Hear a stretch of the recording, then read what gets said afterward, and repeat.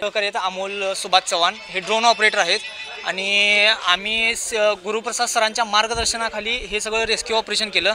ह्यामध्ये आम्ही शिल्ड होते, आमच्याकडं सूट होता, जाळी होती, डार्ट गन होते, ड्रोन होते, थर्मल ड्रोन होते।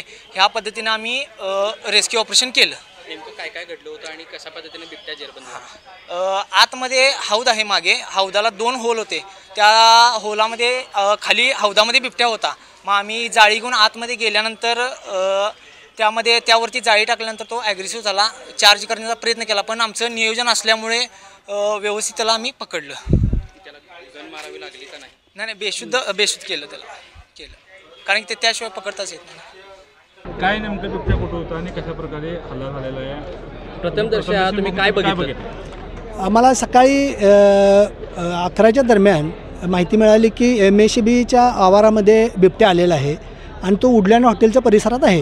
मग वुडलँड हॉटेलच्या इथं परिसरामध्ये आम्ही रेस्क्यू टीम आणि पोलिसांसह आलो असता त्या ठिकाणी आम्हाला सांगितलं की MACBच्या आवारामध्ये तो बिबट्या कंपाऊंडवरून गेलेला आहे। त्यावेळी आम्ही रेस्क्यू टीमबरोबर इथं आलो आणि त्यावेळी पाहिलं असता सगळीकडे शोधाशोध चालू होती, एकदम मोजकेच लोकं होती त्यावेळी। मग